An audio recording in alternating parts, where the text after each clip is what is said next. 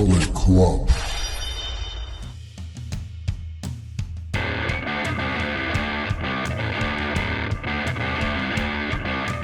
Hello and welcome back to the channel, or welcome to the channel if it's your first time with us. This is Leanne Presents. I'm your host for this video, Leanne, and I'm joined as always by my co-host Alan. And this is our reactions to AEW's most recent pay-per-view, the Full Gear, presented by DC. We don't do that PLE crap no more. Considering it was presented by DC, there was very little in the way of DC. Yeah. Although whenever they stuff. mentioned it, they were like, Full Gear, presented by DC. Yeah, so that's why we've done it. So it was in the Prudential Center in Newark, New Jersey on the 22nd of November. And here are our reactions. If you haven't seen this videos before or ever seen any reactions video, this will contain spoilers. So if you're planning to watch the pay-per-view and haven't yet, you'd advise to go see that first, or we'll tell you all the finishes and it won't be as fun. Although it'll still be fun. Yeah. All right. So as we mentioned in our, well, I should say, we have done predictions for this, which we'll put a link to somewhere on the screen. If you do want to check those out first, because we do reference those as well. What we didn't cover in our predictions was the I forgot what it's called. Tailgate Brawl. That one. Well, we briefly touched on it. We touched on it, which is it's not a pre-show, so we didn't, but kind of leads it's in. kind of difficult. It's a bit of a weird one. Because they use the collision music to lead into it, so it's an episode of collision, so it's... What? I don't quite get it, but what it does do is the final match of the last one and this one runs into the pay-per-view. So we'll briefly touch on that, even though we didn't do predictions for it. Yes. So we caught the end of the match for the CMLL World Trios Championships, which was El Sky Team versus the Don Callis family. It does play into stuff later on, I suppose. So we got Okada and Takeshita, who are rivals, essentially, but in the same team. Yeah, rivals for the top spot. Yeah.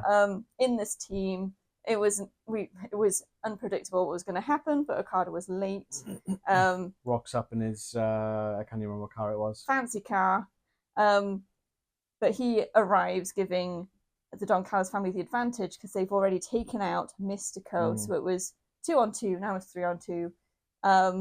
Then Mystico comes back, and it's even again. Great. You got Okada and Takeshita butting heads, both physically and literally and figuratively, even in this match. And we end with Hejisaro tapping out to Mystico, meaning El Sky Team retain the championships. I think even partway through the match, I said if Don Callis family loses, Hejisaro is the one taking the bullet. Yeah. And that's exactly what happened. Yeah. I was fully expecting Don Callis family to win this, I'm not going to lie. He was essentially, Hejisaro was trying to sort of keep the peace between the team and failing miserably. So that's a fun start for the Don Callis family. But we'll get into our first actual match of the pay-per-view, which is the Bastard Pac versus Darby Allin. We start the match with these two.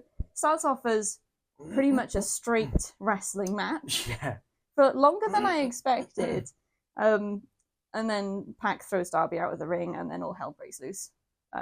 Yeah, and that's kind of one where he kind of twists him slightly, and he ends up going through the ropes, and he slams against the ring post. And it kind of looked, from the first angle, you see they look like he hit head first, but it was actually kind of shoulders and back first. Protected himself. Even so, that is not going to be pleasant to be suffering that, you know. Yeah. So that looked nuts. And I brought my notes, literally, Darby was thrown through the ring post, because that's kind of what it looked like Pac was trying to do. To throw him through the ring post in like the 6th row.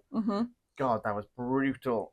So it was quite well paced, because you had the sort of starting straight wrestling match, and then you had the chaos section where they're just like going at each other, and there's chairs outside the ring and all sorts, and then they sort of go back to straight wrestling match for a bit, and then maybe devolves again. So it's quite a good mixture. Yeah. But it shows like they're both at their strengths in different types of wrestling. It did surprise me that Darby Allin could go sort of hold for hold against Pac, and he was getting the upper hand all the time, which was nuts. Darby Allin tends to be a lot more, obviously, frenetic energy and chaos, and just throwing himself at people, like, instead of just sort of toe holds and all this kind of technical wrestling. He's more of a brawler than a technical wrestler. But yeah, here he is, keeping his own with Pac, and it's like, what is going on right now?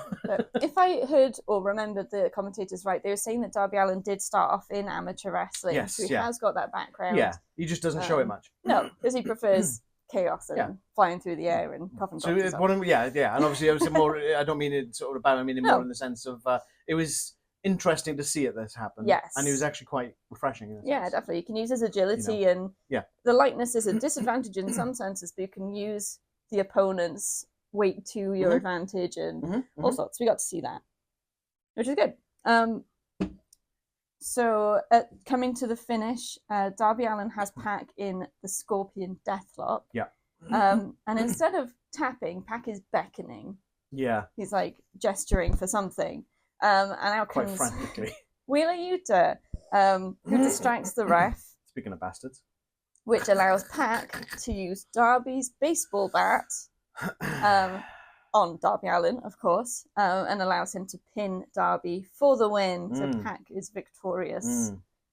Really good match to open up with, I think. I really enjoyed this match. I thought it was really well done. And we kind of put it in our predictions that it was the least looking forward to match. And it ended up not being the least liked match in the entire card, which is really good. Yeah, agreed. I think there might have been a place in the card where I would have put it later. Yeah. But on its own, a good match to start. I still think this match probably would have been better off as a Dynamite main event or something like that to build up to a pay-per-view with like steel cage, you could do a holds barred, you could do everyone banned from ringside, you could do anything like that, like a stipulation. Yes. We'll probably get that at World's End, I'd imagine, if not on a Dynamite prior to that.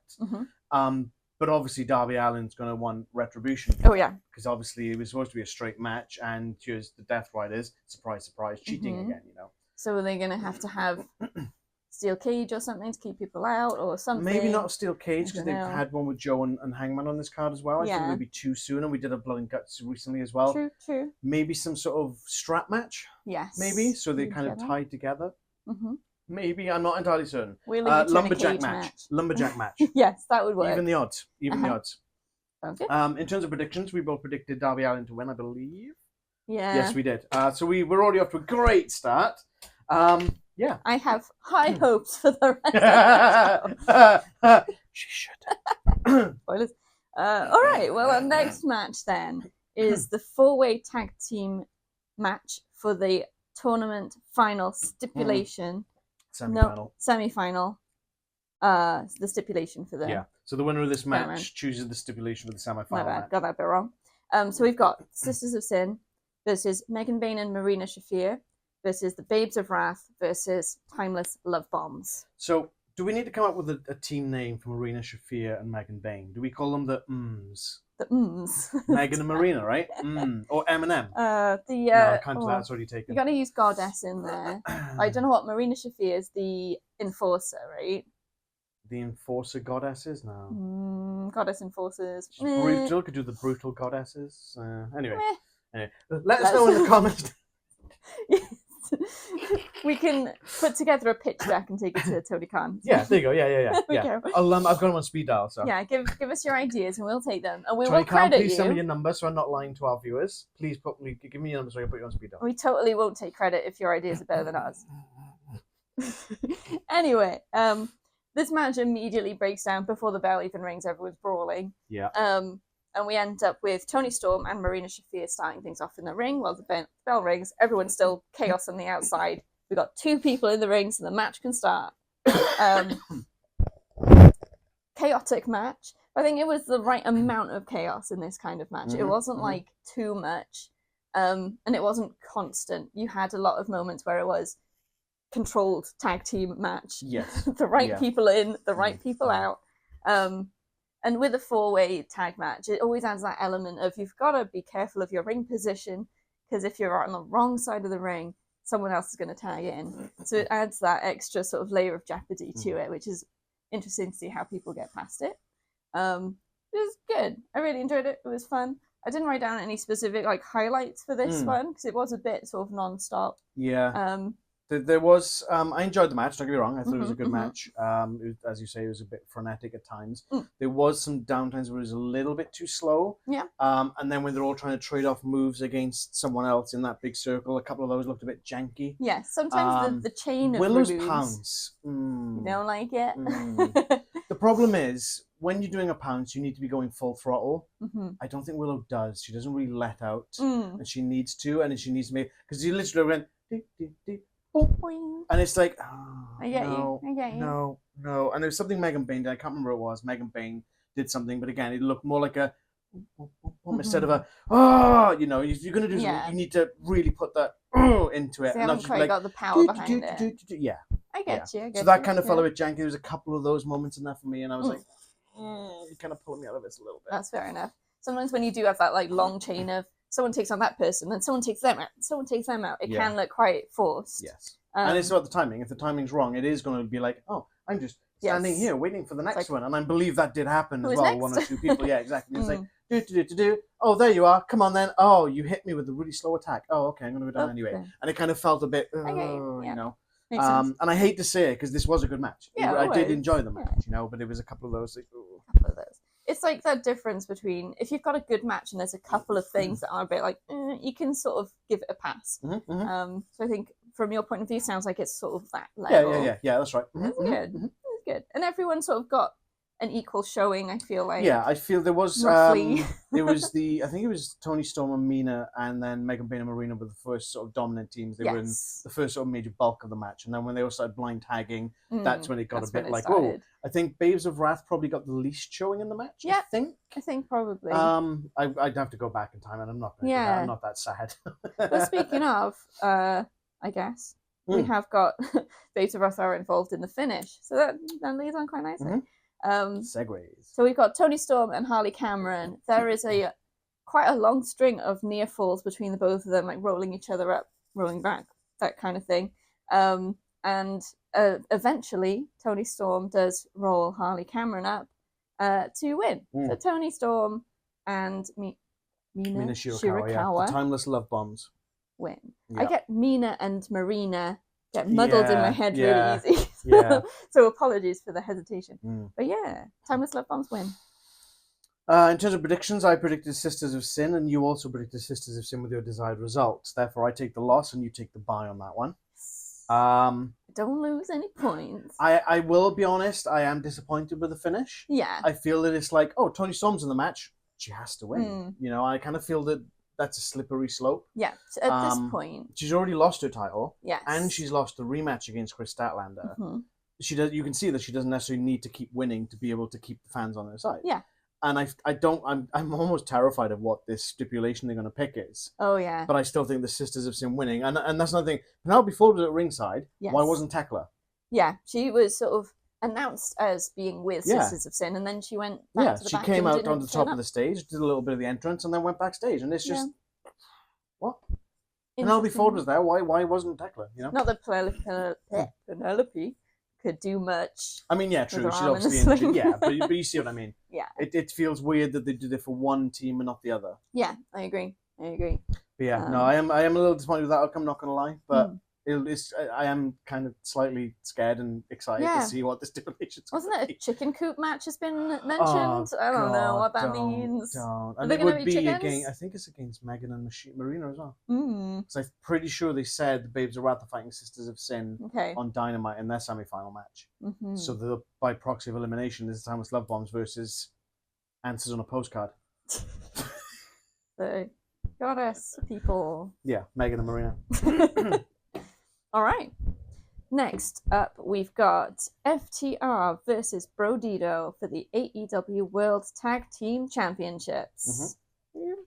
And Cash and Bandido start the match off. Yeah, another good match. Good. Damn. That literally got a hot damn. So many counters, so many near falls. It's like edge of your seat kind of match. Because you never quite knew what was going to happen next. I'm gonna do it. I'm gonna do it. It's the last video of the year for wrestling that we've got because we won't be able to do any in December. WWE keep going, we've got a stacked and loaded tag division. Really? I mean, you've got... Have they had any matches as good as this in the last 5 years? I doubt it. And this is with FTR, who's like one of the best, if not, well, they're up there, best tag team in the world in that category. You've got Brodido, who was sort of thrown together a little bit randomly, but have really made something incredible of themselves. So you've got like two ends of the spectrum that show the breadth of the tag team division. It's amazing. And then what have we got on SmackDown? The Motor City Machine Guns losing in their year anniversary. Oh, great, awesome. Yay. Okay. Go back to catering for the next 3 months, because I think it's been 3 months since we last saw them before that match. We'll just bring them up for the next anniversary. Anyway. Some highlights for me. Bandido body slamming Brody King onto Dax. He held him there for a little while as well. In an impressive reversal from their usual shtick. It's usually you got. But yeah, I think Brody was like, come on, and Bandido's like, no, you come to me. It's like, I'm like, nah, no chance. Wait. Brodido's huge. What? Bandido's huge. No, wait. Brody's huge. Yeah. The name being merged. I know, it trips me out as well. It does trip me up a little bit. But yeah, that was impressive. And it wasn't like you say, you held him for a while. It wasn't just a quick get him down. Like, yeah. Amazing. Given the size of Brody King. Whew. We had a moment where Cash Wheeler gets one of the tag team championship belts, and there's a tug of war between him and Brody King, and ends up with, even though Brody was trying to stop him, Cash hits Bandido with the belt, sort of in terms of letting go, swinging it kind of thing. Sort of an accident, I guess, in a way. I thought the belt got dropped and then Cash picked it back up and hit, I think. Maybe I blinked. Yeah, I mean, there was a lot going on, to be fair. So. But even after taking the belt to the face, Bandido still kicks out. He's my theory. He's got loads of padding in that mask. Yes, it's a very thick mask. It's good. Do you think he's got mask written on the inside somewhere to remind him it's his mask? Well, he's no Rey Mysterio. Thank God for that. Anything else from you on this one? This was just bloody amazing. It was really good. It was Stokely took a hit from Brody King. Yes. He took a bullet for, I think it was Cash. He did, and he laid still the rest of the match. He did not move. For like 10 minutes. I think the chant was Stokely's dead at that point. Yeah, Stoke can't get no hose because he's a corpse. He was okay. Yeah, he got up at the end of the match. Yeah. After the bell rang. So after many close calls, FTR hit the Shatter Machine on Bandido, and Dax pins him for the win. So FTR are the new tag team champions. Oh, what's this little tick next to my name here? You got one. And what's this little cross next to your name here? I didn't get one. I got one. I'm the first one to get a win in this pay-per-view. Congratulations! I will take it. I will take that. Yeah, so I predicted FTR to win, and yeah, I just, as good as Brodido are, I think they need to be focusing more on that Ring of Honor title, as I mentioned. Yeah, fair enough. Yeah, and it'll be good to see Brody King. Maybe he'll join the Continental Classic tournament. Yes, he's so good. I'm pretty sure he was singles. in it last year, and he did really well last year, if I remember rightly. I have to mix it with the year before. Yeah, it would be really good timing for him to do some solo stuff, and for Bandido as well. Do some individual things. We've got a final battle coming up for Ring of Honor. I don't know if he's got a match on that or not, but I think if you're the Ring of Honor champion, you should probably focus on being on Ring of Honor for the time being, I think. That's not to take Bandido away, but the roster is so stacked that they need to start sort of cycling in some more people. So if you've got the Ring of Honor title, you need to be on Ring of Honor defending it or sort of showing up there every week. So he's got such a great showing on AEW. Hope that brings viewers into Ring of Honor. And then the main thing is when he does eventually lose the title, they could bring him up full time into AEW. Yeah, maybe. Good stuff. Our next match is the Casino Gauntlet match for the inaugural AEW National Championship. I think I used that word right. Yes. First one. Yes, that's correct. Okay. Chaos.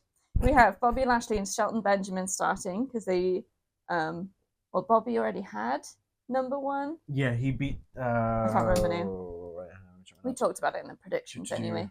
Yeah, I haven't actually got it yet. So yeah, Bobby Lashley won a certain match. Shelton Benjamin won another match. Yeah, so they got the number 1 and 2 spots. I thought I had the matches down, but I don't. So they start out. It's very like grappling wrestling. I was like, they both kind of come from that amateur style, the sort of NCAA kind of style. I was like ready for it. I was like, yeah, let's see them like go doing grappling wrestling, not like chucking people around the place.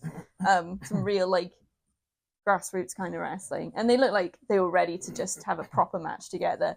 But the countdown comes so quickly. It was like a minute, I think, give or take.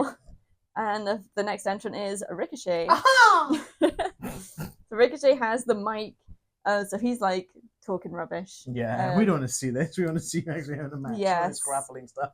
Basically, all the things I'm like disagreeing with. And then Gates of Agony attack Bobby and Shelton from behind, while Ricochet attacks MVP. Just hitting with the microphone. Mm-hmm. So the referee call come out eventually and escort Gates of Agony and MVP away, while Ricochet breakdances in the ring. Oh, that was nuts. It was quite impressive. Actually. It was impressive, yeah. But it's Ricochet. He knows stuff. He can do things. And that's the last we see of Bobby and Shelton for a while. So next, Claudio Castagnoli comes out and destroys Ricochet. Ricochet's face, though, he's like, oh no. Oh no. Like, it's so My unfair. face was like, oh no. Oh no. So I'm not going to go into like huge detail of what happens every step, but I mean, for the next one, so Ricochet kind of gets the upper hand, knocks Claudio out the ring, timer starts going down. Who's next? Daniel Garcia. So he joins Claudio in destroying Ricochet. Great fun. My pick's not having a good time right now. Mm-hmm. But your pick's had the worst time, so. Yes. Next, we got Orange Cassidy, who puts up a pretty good fight against Garcia and Castagnoli. But then we have Wheeler Yuta, who joins Claudio and Garcia to beat up Orange Cassidy. Next is Kevin Knight, who just flies in. God. And then flies around a bit. I can't remember who he took out, but he dove from the ramp and he was like... I think it was either Garcia or Yuta. I think he was one of the Death Riders, yeah. And then Roderick Strong, who cleans house, just Messiah like takes of the everyone out, showing him what he's doing best. I like flying through these, but it's because there's quite a lot of people, and we don't want to. You can watch the match to get the more detail. It's all good. Then Roderick Strong comes out and also cleans house. What have you done, Roderick? Oh, did I? Yeah. Mark Davis comes out and also cleans house. So everyone who was taken out comes back in and he takes them back out again. Yeah, I kind of like that for Mark Davis because he's not really been. He's obviously was injured. He come back. They've had a couple of matches here and there, but they've not really shown much of him. I think really give a good showing of his ability and his power, which I thought was really cool. Next we have Speedball Mike Bailey, who teams up with his partner Kevin Knight. As expected. And they have a quick little run, but then have a disagreement when there's a pin opportunity on Mark Davis. So they both sort of go for it, and then neither can have it. They're both kind of just staring at each other, and they're like, "It's like, dude, you're going into a match where there can only be one winner. You were the tag team partner. Have a little chat in advance about how you want to tackle it if you both happen to have the same pin opportunity. Yeah, maybe, because it could happen. It's a bit harder than that, though, isn't it? Yeah, I know. It's like the moment. Yeah. And next, Matt Menard. So Daniel Garcia, who is standing alone in the ring at the time. Looks like he's having kittens. Looks like he's seen a ghost. I think hasn't he got the Dragon Slayer on someone? Oh, it might be. I think he had the Dragon Slayer on someone. Because he's looking at the screen and then he's like, and we're like, who the hell is that? We didn't recognise the music because Matt Menard doesn't do a huge amount in the ring these days. So they go one-on-one, Matt Menard and Daniel Garcia, and then they leave. They go through the crowd. And that's the last we see of them. I definitely think we're going to get a one-on-one match at some point between those two. Yes, definitely. I don't know if it's sort of World's End worthy, but it might be. I don't know. If there's a build-up, then maybe. If there's a bit more back and forth between them. Yeah. So there has been, but it's not been physical yet. Until this point. Well, Matt Menard just wants answers. Yes. And Daniel's just kind of ghosting him. Yeah, he's just ghosting him. So that is all our entrants. Yeah, 12 in total. I think it was 12, yeah. And I clocked that was probably it because the timer didn't keep going off every 30 seconds. It wasn't quite that. I know. So we have then Kevin Knight fighting with Wheeler Yuta. Then Ricochet hits a spirit gun on Kevin Knight. And pins him. Ricochet wins. Ricochet is the first AEW national champion. I can't quite read my notes here. Can you tell me what that is? I think you got it. Yeah, is there a little tick did there? it. Yeah, you won and I didn't. Cool, yeah. But because of the way we did it, I don't lose a point because we didn't know You didn't mention that obviously Hertzeniger did end up getting back into the match. Get back up. And it was you mentioned it was a bit of a Terminator moment with Sean. Yeah, he was just sort of stood kind of looking so PO'd, and it's like, oh my god. And then there was Claudio, someone, and Mark Davis. I think it was it Claudio Mark Davis they paired off with? I think I can't remember. Yes, it was, because you said it felt it should have been the other way around. They probably should have been going after Mark Davis. But it was. It's like, wait, matchup. They could have some more matches. I can see that. Yeah, I can see that. That'd be cool. Well, I really enjoyed this match. Yeah, I think it was really well paced. Yeah, the one amazing thing I thought, again, it shows Claudio's strength when Orange Cassidy was covering someone. I can't remember who it was. He was covering someone. Oh yeah. Claudio just walks over, grabs him by his sort of waistband, and just lifts him and holds him there, and it's like, what did one of the commentators say? Orange Cassidy just got put into Sky Jail. It's like, and he's not even struggling. He's not shaking. He's just holding Orange Cassidy with one friggin' arm. And Cassidy's just like looking around. Like, what just happened? What? That was nuts. I love that. It's those little moments, isn't it? Yeah, that was a great match. Really enjoyed it. Yeah. Next match. Yeah. We have Jon Moxley versus Kyle O'Reilly in a no-holds-barred match. Yeah. This starts out like a normal match. For what, like 2 minutes? Yeah, it's like grapples and chops. It's like, all right, cool. It's going to be pretty standard. And then out comes the fork. I've literally that turned brutal much quicker than I expected. Yeah. We have like Kyle O'Reilly has a bit of an advantage. Moxley rolls to the outside looking a bit frustrated. Says something to Marina Shafir, who's out there to support, and she just gives him a fork. For fork's sake. And there's so much blood. Oh god, yeah. Both of them get forked in the head. Kyle O'Reilly gets forked in the nipple. Bit weird, but okay. My friend Rich is going to be like, God damn it, leave the fork out of it. It is a lot of fork action. It is, yeah. But the screwdriver gimmick's taken, so Mox had got to eat, right? He's got to eat. He's always got a fork with him. So maybe in catering they only give like wooden forks, and he just can't deal with it. So he's always got a metal fork. But he has to give it a really good wash. It's like a jury service where they give you those wooden things. And it's like, oh, this is awful. Like, how are you going to eat a jacket potato with a wooden knife and fork? Come on. It's not plastic, I think it was. Anyway. Just as bad. Oh, goodness. So Kyle O'Reilly gets a chain out from under the ring at one point. Yeah. The chain plays a lot of a role in the match. They end up chained together by the neck, which is a bit crazy. I think Kyle may have brought that in as a throwback to the first time that Mox gave up with Hangman Adam Page doing All In, obviously in Texas. We don't know if it's the same chain, but it still has that symbolism and that kind of memory to that moment, you know? Yeah. So there's not like a lot of gimmick stuff in the match. It's mainly a fork and a chain. I think did they bring out a chair? I think they used chairs at some point. Yes, he put it on Kyle's arm and tried breaking his arm. Oh, yeah. That was really well sold. Nasty. Just like the arm goes, he didn't like bring it up to defend it. It went completely limp. Yeah. That was really well done. Excellent. It's just to show how good Kyle O'Reilly is. Oh, yeah, definitely. And there's no interference, no outside interference. No, that surprised me, yeah. Apart from the handing over of a fork, which... I mean, yeah. But could that be seen as interference? He could have just taken it from it or picked up himself. It's no big deal. Kyle O'Reilly would beg to differ, I'm sure. So at the finish, Kyle O'Reilly gets Mox, I think it was a toe hold. Or it looks like more of an ankle lock. Ankle lock, one of those things. Ankle and do an ankle lock.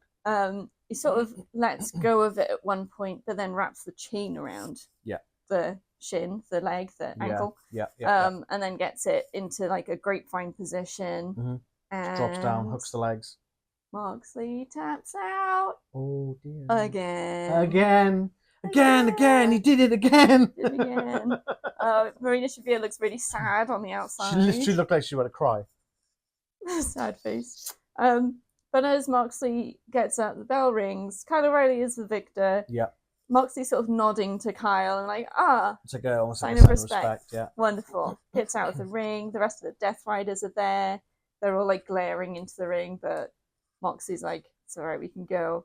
And then he changes his mind. Back in the ring, attacks Kyle O'Reilly briefly. Going for the arm again, which is already sort of damaged. yeah, attacks him, and then off they go. I think Orange and Roddy? I think came so. Down? I think yes. It was Orange. It's so definitely Roddy. So much for the sign of respect. It's John Moxley. Doesn't respect anyone.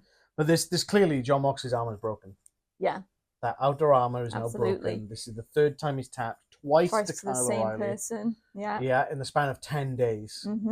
That's not huge. A good look. That's huge. Now we literally have an Achilles heel. Might be an Achilles ankle, but you know what I mean. But yeah, but then like how much, like this is going to really take over it. Yeah. And sort of play into the story of this, I think. And you could kind of see Claudio. I don't know what that look was in his face, but it looked like he was the one controlling the troops. Yeah, he sort of nodded to you to sort of be the all right, let's go. Yeah. That definitely was him giving the signal. Very interesting. And Carl's on the run of his life right now. Yes. I get the feeling they might be giving him a couple of weeks off, given the arm injury. I mean, that's fair enough. Yeah, absolutely. He's in to break for sure. Yeah. But no, I thought that was a great match. In terms of predictions, just want to double check. Yeah, I predicted Moxley to win. You predicted Kyle O'Reilly to win. Yay, I got one. So you finally got one. Are we even now? No, not by a long shot. Same. You need one more win, and I need to not get any more to be on even pegging. Oof. Okay. Next match. You might do it. Might. Who knows? Next, we've got Kyle Fletcher versus Mark Briscoe for the TNT Championship in a no disqualification match.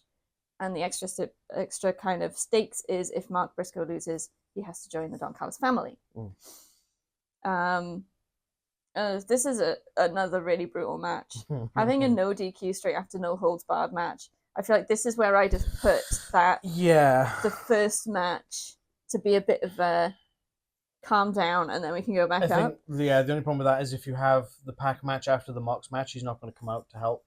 True. That's the difference. But it's like quite exhausting to have two such high intensity matches back to back. But it keeps momentum. You probably could have put Mox and Kyle before the Casino Gauntlet. Yeah. Break up the bloodshed a little bit. Yes, because there's a lot of blood again. Oops, spoilers. So what have I got? There's at one point, Mark Briscoe, I think it's quite close to the start. Mark Briscoe leans this really tiny little ladder on a chair and sets Kyle Fletcher up on it. This is on the outside. Briscoe jumps to slam into him, but Fletcher moves, so Briscoe takes it. There's a lot of that kind of stuff. Like, you set it up, you'll probably take it yourself in this match. There's a lot of chairs. There's a couple of tables. There's a lot of things. We've got Briscoe hitting a froggy boat through a table from the top of a real big ladder this time. And then the screwdriver comes in. Is that before or after the second ladder gets destroyed? I think it's after. So can we just have a moment of silence for the ladders? R.I.P. ladders? Those tiny ladders. Continue. Tiny ladders seemingly made of tinfoil. Yeah, they got wrecked so hard. Oh, they don't stand up to much punishment.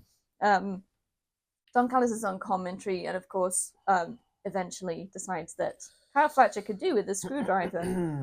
And we don't mean the drink. Although he probably could do with one. There's a moment when replenish on his fluids. Briscoe and Fletcher are at the corner, and the screwdriver ends up sticking upwards through the turnbuckle pad. Yeah. And that's a little bit terrifying because anything could go wrong. Luckily, no one gets literally impaled. Yeah, that made me a little bit nervous, not going to lie. But yeah, it's a brutal match. You missed the tax as well. The tax, there were tax, whole bucket of tax.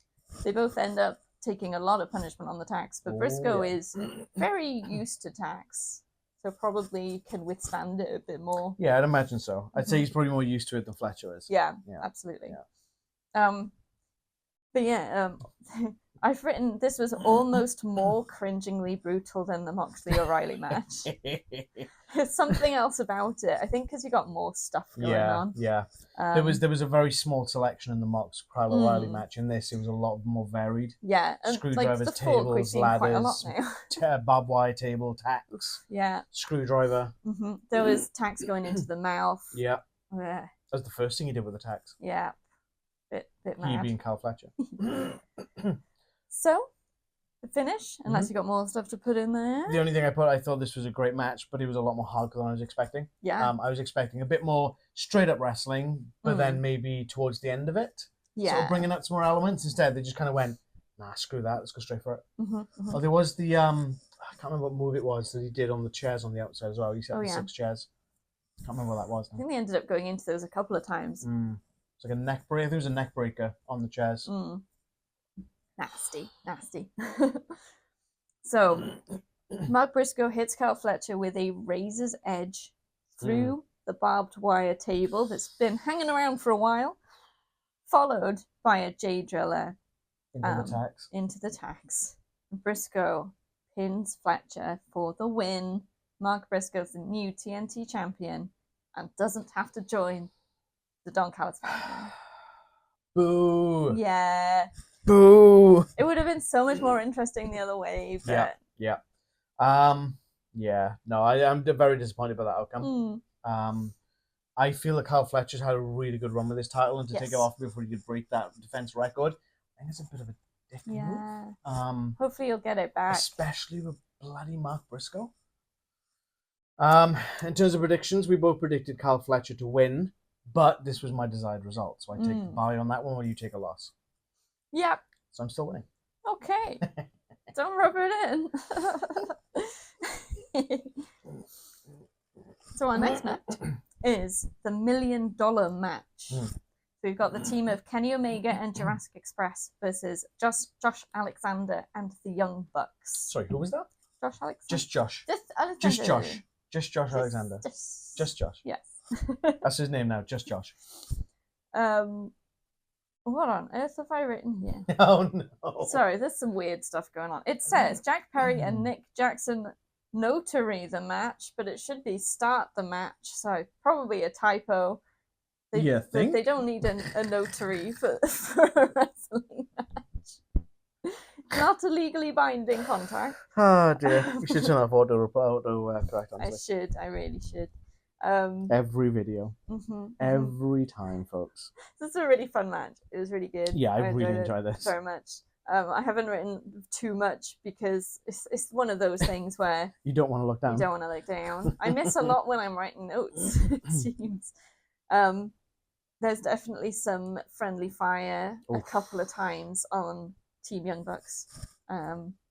Not saying. I think Josh Alexander started, and then the Bucks obviously tried super kicking, and I can't remember who Josh was holding. They duck and they double super kick him. Yes. But Josh was the one that fired the first salvo, so he had it coming. Yeah, bit of a payback. But yeah, it was like non-stop action. Yeah. Jurassic Express are great. Kenny Omega's amazing.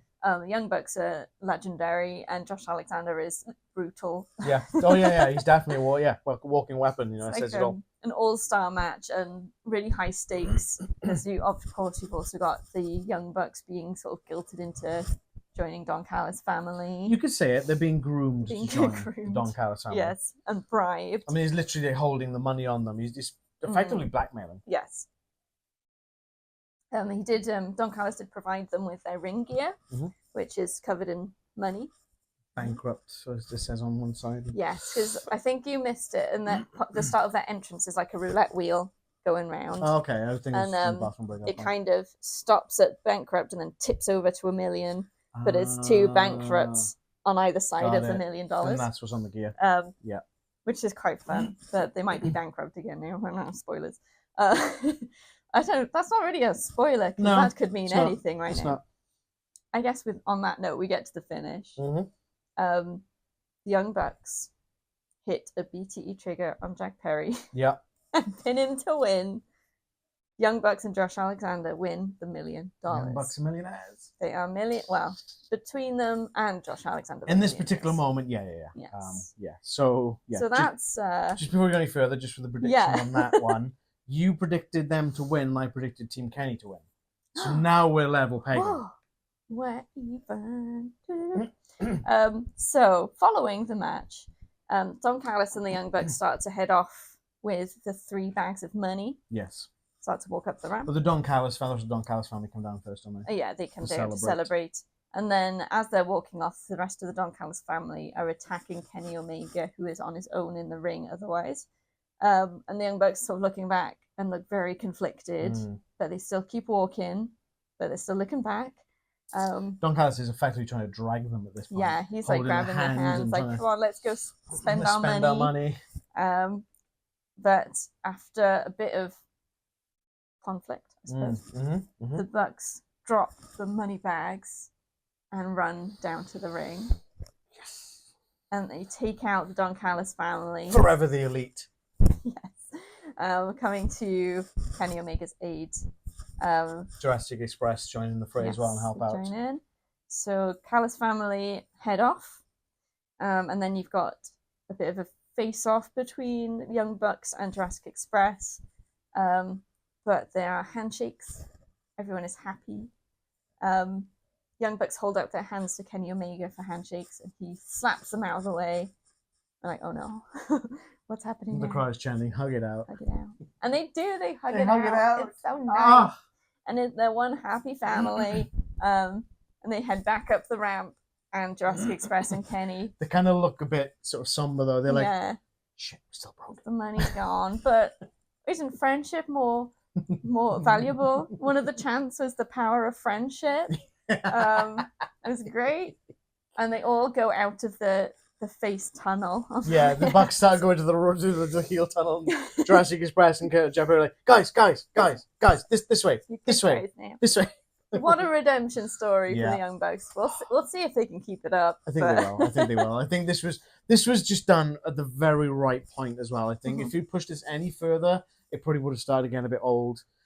The way they've just done this entire story since becoming the EVPs and then going through and then becoming broke and coming to this point, it's just been absolutely stellar all the way through. Absolutely. I don't care what anyone says. This great. Is one of the best stories of the year. There's been just so much fun in there, and it's clear that the Young Bucks can really they can see the humor in themselves and really take a joke.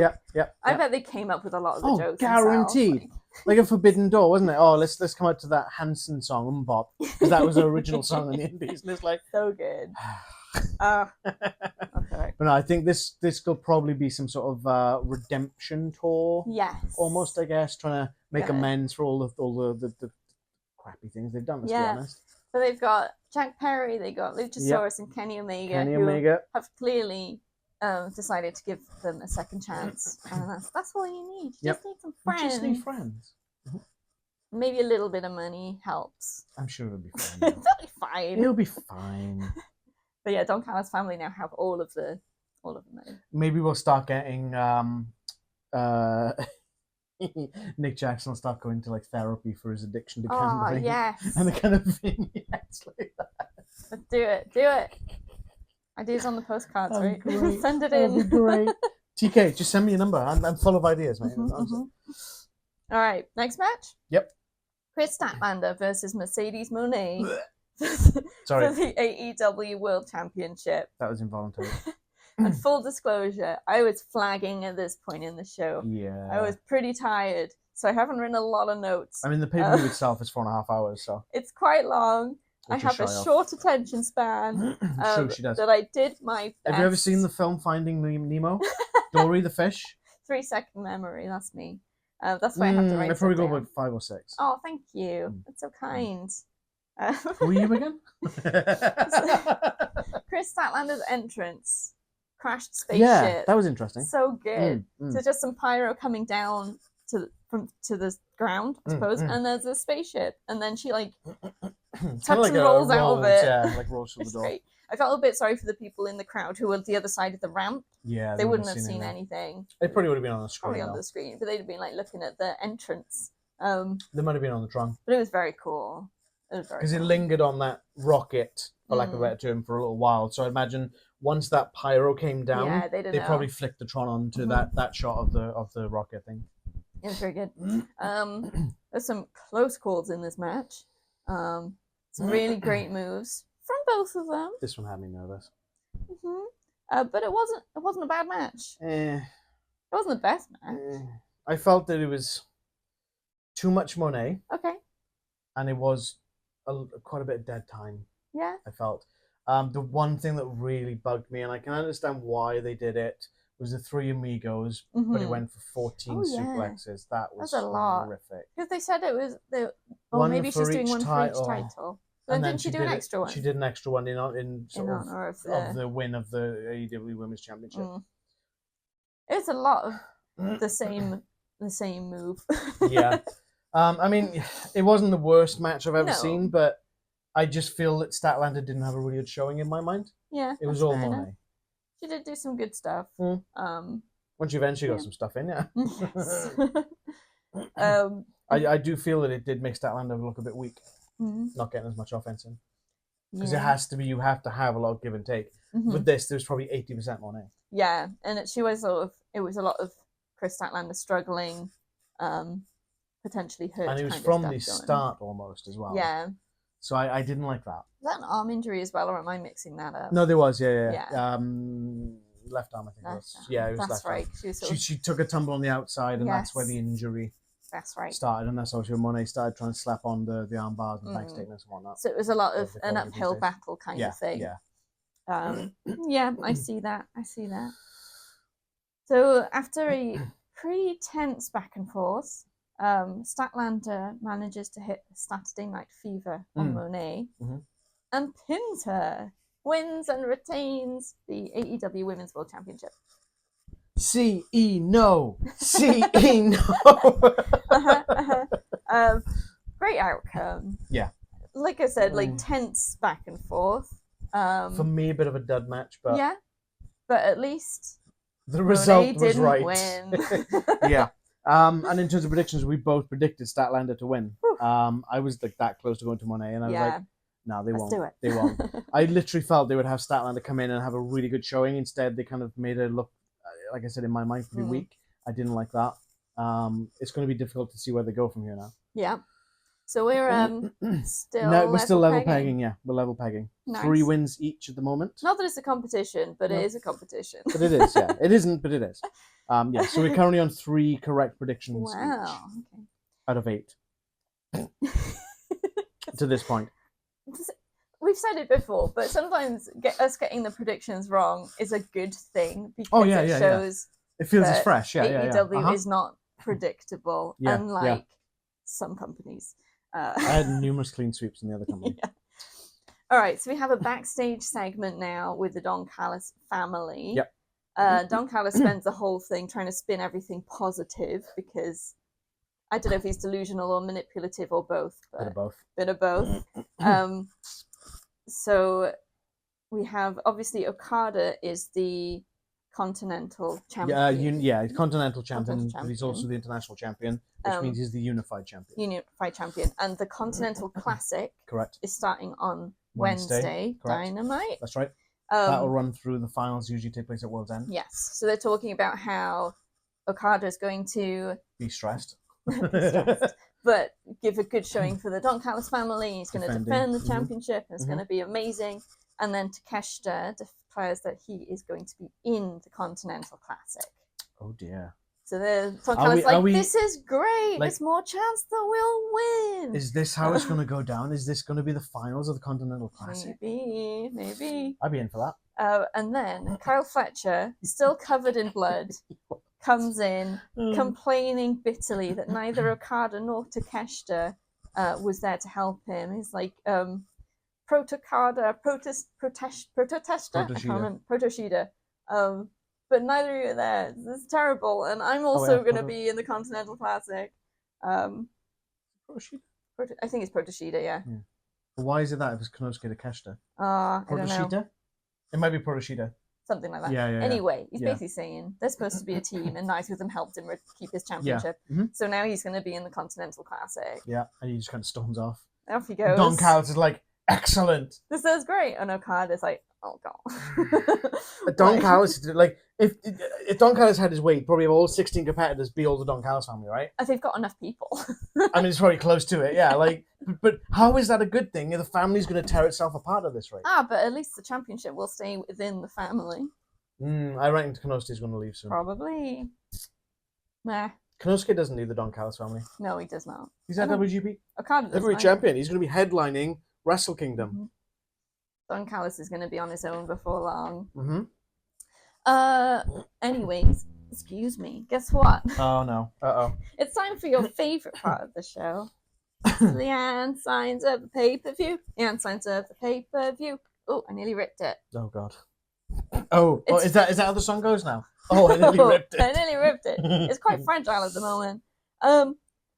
Camera angles make it so hard to see signs in AEW because there's a lot of fast moving. But I got some. So, in third place this time, and mainly for very selfish reasons, there was a sign that said Leanne. It had my name on it.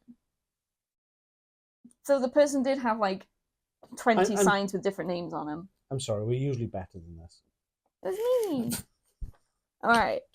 Second place. It had a picture of Don Callis with a speech bubble, and in the speech bubble it said, in capital letters, "I have nothing important to say." It's great.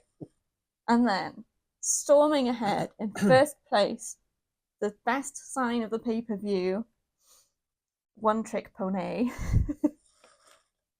which was really apt for this event. And this match, considering she did 14 of those suplexes. Yeah. Very apt.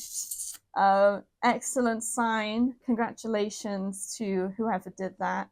I know you're watching, so let us know in the comments if that was your sign or you know whose it was, and we'll send you something as a prize for winning. Leanne signs her the pay-per-view. Leanne signs her the pay-per-view.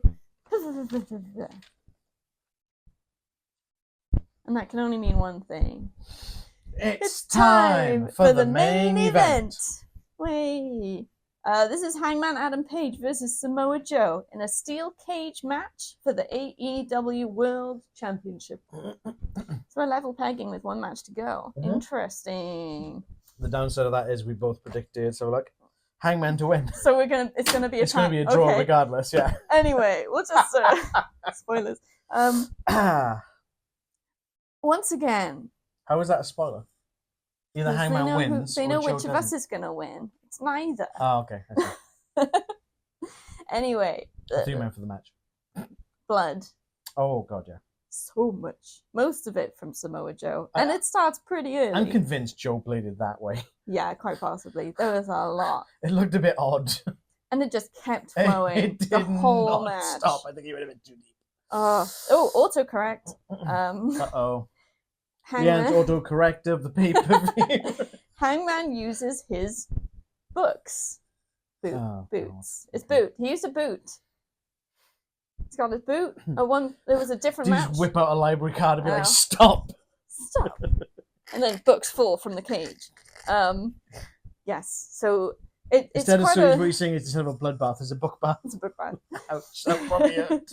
It's quite a long burn, but when he takes his boot off and then it doesn't get used, and then it's left in the ring, and then he's holding it for ages. But he does use the wooden heel to cause more blood to flow from he's on the corner with Joe, and he's just pounding on him. Right in the cut, so it opens up even more. Ooh, right in the cut. Right in the cut. That's one of the commentators, isn't it? He hit him right in the cut.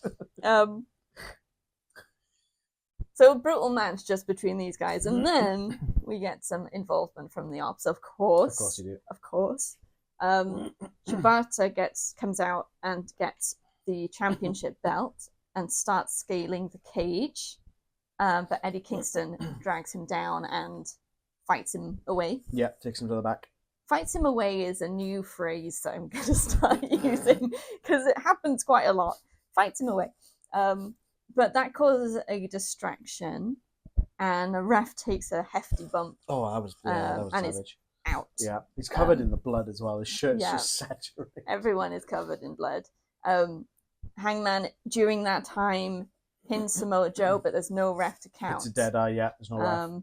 So it's a no. And then Hobbs comes out, goes to the cage door, looks at I think he's got the title at that point as well, isn't he? Yes, he's holding the title. Rips the chain. But it looked believable. It did, because he's still pulling and pulling and pulling, and then... So it must have been like, it's weakened. It's probably, yeah. I wonder if they tested it, like how much they needed to weaken it to make it possible but believable. Maybe. That was cool. So he enters the cage. Hangman manages to take him out, but it gives Joe the opportunity to get back up and recover. Having the door open though is benefit to Hangman because he does manage to do a buckshot lariat, which he wouldn't have been able to do otherwise. It was on Hobbs, was it? It was on Hobbs, wasn't it? I think so. Yes. And then this is sort of getting towards the finish. So if there's anything in particular you want to go into, this was brutal in a different way. It wasn't the same kind of violence that you saw in Moxley and O'Reilly or Fletcher and Briscoe. It was just like two guys just beating the seven hells out of each other. You know that it was different, and it was good. Absolutely. And it's Joe bleeding was just insane. So much he just blood. Didn't stop. Like he probably needs a blood transfusion. Probably. Okay, so ref is still down. Out comes Hook. Comes in. He's yelling at the ref to wake up. As the ref's starting to stir. I literally said to you at this point, didn't I? That I've got a bad feeling about this. Ref's starting to stir. Hook picks up the championship and clocks Hangman over the head with it, taking off his jacket to reveal an Ops t-shirt. Hook, why? Damn it, Hook! And then he's like all fist bumping Hobbs, and we're like, he's been Ops from the start. Son of a... He never changed. Nope. So that allows Samoa Joe to hit a muscle buster on the belt, and Joe pins Hangman Adam Page for the win. I still can't believe that. Samoa Joe is the new AEW World Champion. That is rough. Also, for those counting the autocorrect fun, Joe pins Hangman Page for the ring. Oh, okay. So Joe owns the ring now. He owns the ring. I think he already did. So in terms of predictions, we both predicted Hangman Adam Page to retain. Yeah, so we were wrong. Yes. We got some after-match action though. Yep. The cage lifts. Everyone's still in the ring. The entire that Ops Academy thing will come down. Ops, the whole like posse of trainees, whoever the hell they are, guys from the back. Hangman's still like on the floor in a very bad way, and the lights go out, and the screen sort of lights up, and you see a burning house, and then in a spotlight, so you see a burning house, but Leanne, whose house? Prince Nana's house. I mean, Prince Nana's the first one there, so he's at the top of the ring, and then we're like, oh, here we go. And then we got some new music starting. Yeah, that caught me off guard. It's pretty cool. Yeah, it's not like though, our genre, but I quite like it when someone gets like music that's clearly made for them. Yeah. And it's not sort of just using other music. Yeah. So it's pretty cool. It's like an elevated status, I suppose. But out comes Swerve, Strickland, looking very serious. Nana's dancing. Same dance, different tempo. Yeah. So he's a windscreen wiper at first. The Swerve walks very deliberately down to the ring. Joe sort of beckons for the Ops Academy to move out of the way, and they create a path towards the corpse carcass, of Hangman the Page. carcass of Hangman Page. He's just kind of like, have at it. Swerve gets in the ring. I've tenderized your meal. Starts walking slowly, deliberately. Takes his jacket off it. Takes his jacket off. My bad, that's a very important point. Fighting in a leather jacket, I would not want to imagine. It's a nice leather jacket. It was a nice leather jacket. You didn't want to get Joe's blood on it. All Hangman's Page blood, So as Swerve is walking through the aisle, I suppose, of so it was like a wedding procession. He just straight up like slaps one of them. Oh, he smacked that guy so hard. Smacked him out of the ring, smacked him away. Oh, and then just all the other guys are just like, what the hell just happened? Joe gets out of the ring. The dojo just get decimated by Swerve Strickland. The Ops retreat. All of them out, yeah. Joe's looking well PO'd. Oh yeah. Hangman Adam Page does get up and sort of takes out the last one who was about to attack Swerve from behind. So that's nice. Yeah. And then you get that visual of Hangman Adam Page and Swerve both like leaning on the ring, staring on daggers at Joe as he has the championship. It's a really great finish. Again, storytelling. Oh yeah. So they're going to be Swerve's back. best buds. So I feel that there's going to be a trios match between obviously the Ops. Yeah. Even you could even have a four-person match. But who would Joe and Hangman recruit? Swerve and Hangman. Oh yeah, Swerve and Hangman. Yeah, my bad. Eddie Kingston. I don't know. Yeah, that's a good show. Yeah, that's a good show actually. Yeah, because Hook's technically turned on him. Yeah, technically. So he's got stakes in it. I don't we know just about need one more. Nana's gonna fight. It's all good. Don't worry about it. One thought I did have, obviously, with Joe being a trios champion, the Ops technically being the trios champions, is he going to pass that trios title to Hook? Does Joe need 2 belts? Probably not. He's the world champ now. Yeah. He doesn't need a trios title, right? So is he just going to pass that to Hook? I don't know. Maybe that was what sweetened the pot to get Hook to turn back. I reckon this has been a thing all along. Possibly. He was very chummy with Hobbs, wasn't he? Yeah, after everything. He was. Yeah. Well, there we go. Cool. Okay, so as Leanne said earlier, it's not a competition, but it kind of is at the same time. So for this, we had I had 3 wins, 5 losses, and 1 bye. Leanne had 3 wins, 4 losses, 2 byes. For the total for 2025, Leanne had 53 wins, 23 losses, and 7 byes. I have 67 wins, 11 losses, and 5 byes. Wow. Which makes me the 2025 predictions champion. I don't think you're ever going to lose that belt. Probably not. I'm just going to sit here for the rest of the video. Just show off. What were your thoughts for the event as general? As a whole? It was really good. There was like a couple of little dips, and it was very long, and I was very tired. It was very long. 4.5 hours. It's sort of 5.5 if you include the tailgate. Yes, and we did watch that immediately before.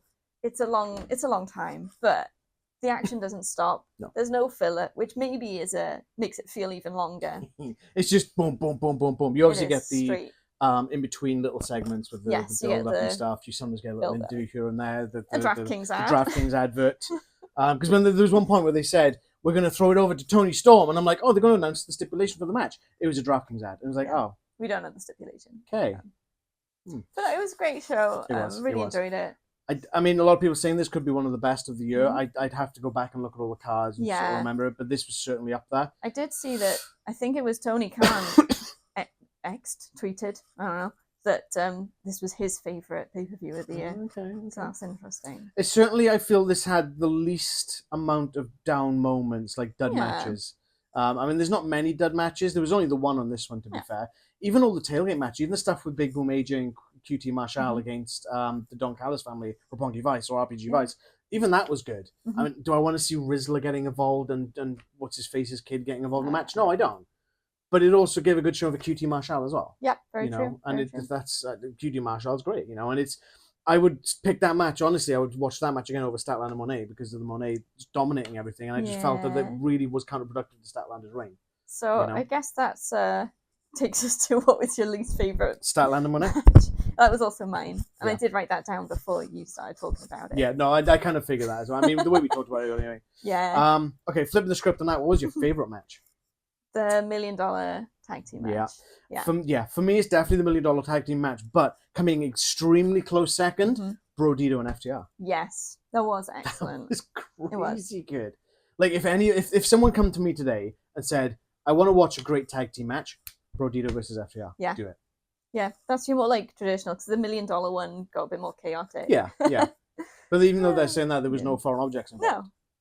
No. But again, and it probably is partly biased because A, it's the Young Bucks, and B, it's Kenny Omega, and we don't know how many more matches Kenny Omega's got in him, unfortunately, because of diverticulitis, because of his health issues, and he did look quite not out of breath. It's not that he looked quite drained after it. Something about the look in his face told me he either needs a break or we are coming close to the end. And I don't want that, but I know. But it's really hard. I should stop having favourite wrestlers. You don't want it to end, but you don't want it to keep going when it's too late. It's just all my favourites end up getting retired. So Stone Cold Steve Austin had the neck injury. Yeah. Obviously had to retire early. Christopher Daniels, he's had injuries, had to retire early and back in the TNA days. And now obviously Kenny Omega. And it's just like, I should stop having favourites. Yeah. It just shows that your favourites are the ones that are like... Hang on. So if I say Logan Paul is my favourite wrestler, he might get hit by a truck tomorrow. I mean that in the nicest possible way. We could test it. No. I could never I bring get you a myself. Logan Paul I shirt. could never bring myself low enough to say I'm a Logan Paul fan. No, never. I would relinquish this title before that happens.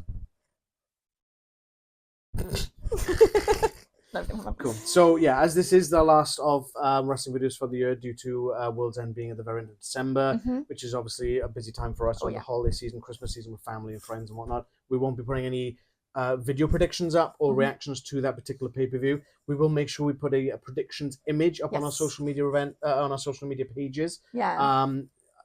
Is it? I think it's 27th World's End on. Oh, I think 27th. I want to say it's the 27th. So at some point, Dynamite's probably airing on Christmas Eve, which makes it very difficult. We'll try and get it as soon as we can.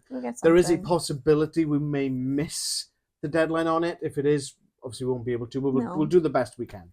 But if you do want to just chat about the event and what your predictions are, you can reach out to us on social media. We'll talk about our links at the end, anyways. But we're even if we're not putting out videos as regularly as we used to, we're still here. And we're still more than happy to have a chat in comments or on socials. Yeah, and obviously coming into the Christmas season, a lot of people do find that a hard time of the year. So if you do feel that you can't talk to your friends, if you're in-person friends or your family, honestly, reach out to us, direct message us. We're here. We are open. We will help as much as we can. If you're looking for advice, if you're looking just to have a chat about wrestling, about board games, video games, we don't care. We will talk about anything that you want to or need to. I'd say if you need a ear to bend or whatnot, or a friendly voice to hear, just hit us up. Yeah. So that's about it then. Thank you so much for watching, for sticking with us through our wrestling videos for the year. I see you are in the title app. You're looking for the 2026 title, aren't you? Get off my belt. I'm not going to get it. Hey, we level pegged on this one technically, so. Anyway, you interrupted. Yeah, sorry. Thank you so much for watching. We appreciate you so much. Please like this video if you liked it. Hit subscribe and the bell to be notified when we drop new videos. Follow us on our socials. Our link tree is in the description below. We're on Facebook, Instagram, and X. You can talk to us there, like we've said, or talk to us in the comments on this video. Let us know how you found this event or how you're feeling about World's End. Anything like that. Continental Classic's going to be a barn burner. Your ideas for the Megan Bayne, Marina Shafir tag team name, please, down below. TK, send me your phone number, pal. Yeah, Speed out. Do it. Champ's asking you to. So that is it. We'll have other videos going up during the holiday season. They won't be wrestling ones, but do feel free to take a look. We'll appreciate some views on those. Why not? We'll be around and we'll be back in the new year with more AEW stuff. So if you aren't going to watch any of that content, we want to wish you a happy holiday season, a Merry Christmas, Happy New Year. We hope 2026 is prosperous for all of our viewers and your friends and family as well if we don't see you before then. Otherwise, please do join us for some of the stuff we've got planned for December. We know what's coming. Bye, guys. Thank you again for watching. Until next time, whose house? Champ's house. Bye.